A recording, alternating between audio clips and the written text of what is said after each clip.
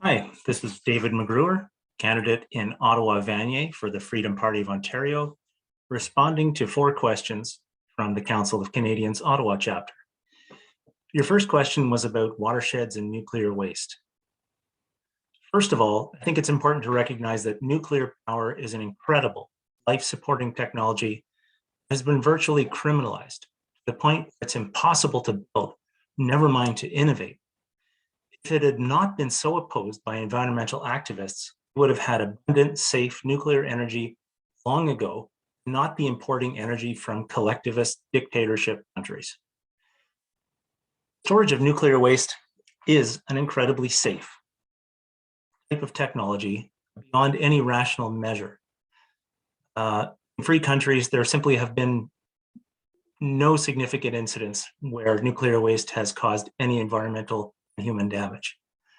There are technologies to use such waste as fuel for more reactors, but this progress also has been blocked by environmental activists and general ignorance. If elected, I would advocate for the legalization of nuclear power, encourage the innovation Canadians and others around the world in free countries are capable of and willing to do, if only it would not be blocked by government. The second question is about healthcare, specifically long-term care. Almost all of the problems of long-term care are creatures of government interference in the economy. Healthcare, in particular, are the most controlled sectors in our economy.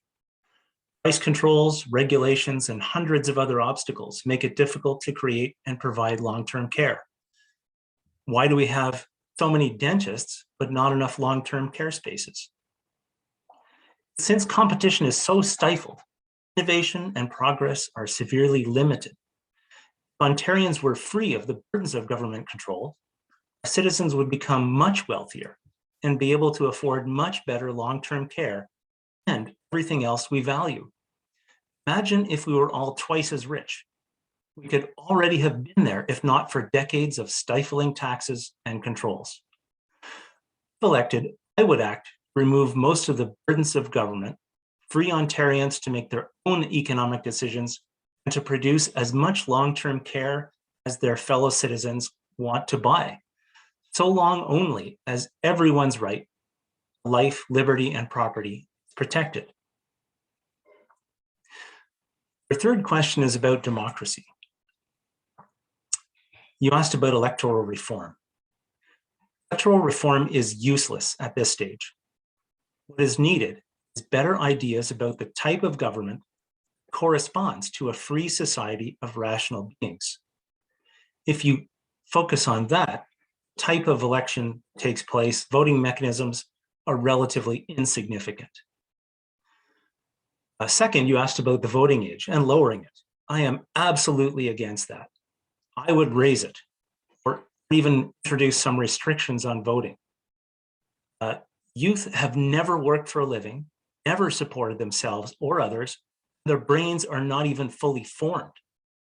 They have so little knowledge, about the world, politics, morality, economics, and other subjects. Absolutely, they should not be voting. The final question is about not-for-profit housing. Everything that I read in the question is wrong. It's wrong morally, it's wrong economically. Housing is expensive today only, I repeat, only because of the massive interference in the economy, governments at all levels. This distortion is criminal to me and causes incredible inequities between citizens. It is not justice, it is injustice. Decent income is a meaningless term. In a free society, income is what one earns through mutual consensual trade, without interference by others or government. In a free society, adequate shelter is what each person chooses according to his ability to pay and his value hierarchy. No one has a right to that which must be taken or provided by others through force. Thus, no one has a right to any particular type of housing except that which he pays for from his own earnings or is given through voluntary charitable efforts.